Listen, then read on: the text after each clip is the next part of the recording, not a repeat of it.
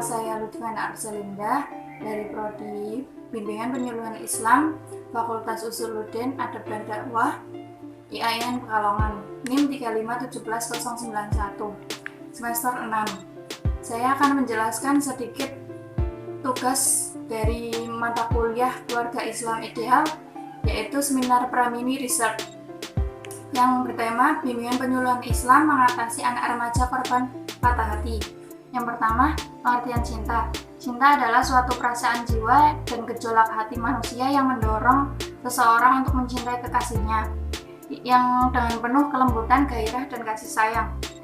Sedangkan putus cinta yaitu bisa dikatakan dengan patah hati, yaitu suatu kejadian berakhirnya suatu hubungan antara laki-laki dan perempuan yang sebelumnya pernah menjalin cinta.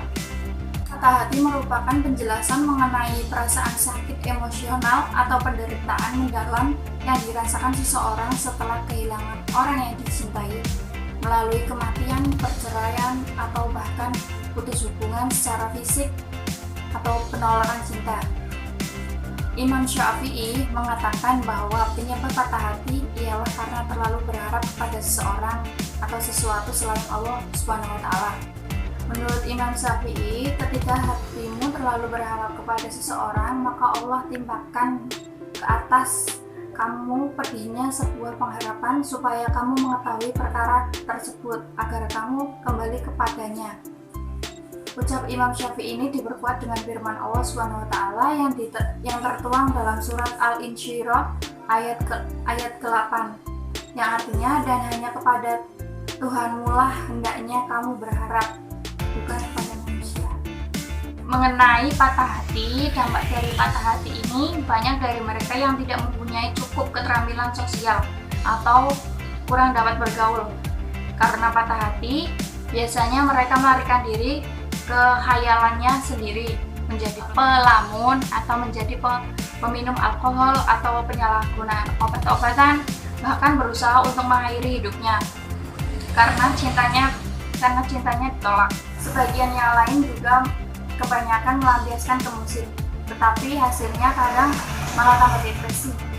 Nah, dalam hal ini perlu adanya pengendalian diri ketika patah hati pada remaja, di mana individu mampu mengendalikan sakit emosionalnya atau penderitaan mendalam dalam mengatasi perasaannya kekecewaan karena putusnya hubungan tersebut. Hal ini dapat diukur melalui indikator seperti kontrol pikiran, kontrol perasaan, kontrol keputusan, atau kontrol perilaku. Menurut pandangan Islam, cara mengatasi patah hati diantaranya seperti banyak-banyak membaca Al-Quran. Dalam hal ini dapat meningkatkan keimanan seseorang dengan memahami makna yang terkandung di dalam Al-Quran.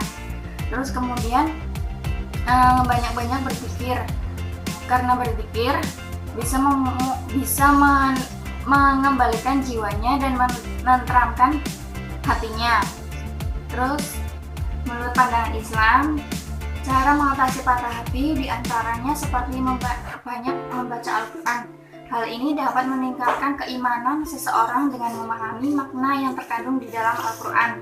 Kemudian berzikir dapat menenangkan hati atau menenteramkan hati orang tersebut, seperti firman Allah Subhanahu wa Ta'ala, yaitu yang artinya, ingatlah, hanya dengan mengingat aku hati menjadi tentram.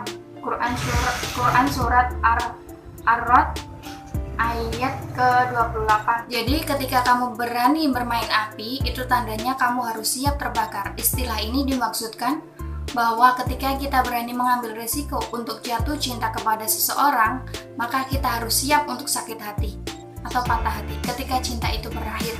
Percayalah, semua akan indah ketika kamu melewati dengan ikhlas dan tersenyum dalam situasi apapun. Saran saya, jatuh cinta boleh, asal jangan berlebihan. Cintailah sesuatu sekedarnya saja, karena tidak ada yang abadi di dunia ini. Di dunia dan isinya hanyalah bayangan yang akan hilang pada waktunya.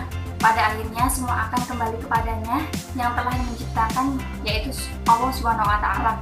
Jadi buat kamu yang sedang merasakan patah hati, tidak usah khawatir. Itu tandanya Allah Subhanahu wa taala sedang menyiapkan jodoh yang terbaik untuk kamu.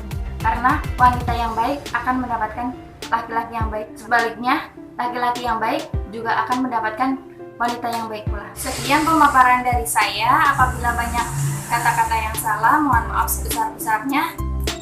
Saya ucapkan terima kasih. Wassalamualaikum warahmatullahi wabarakatuh. Dadah.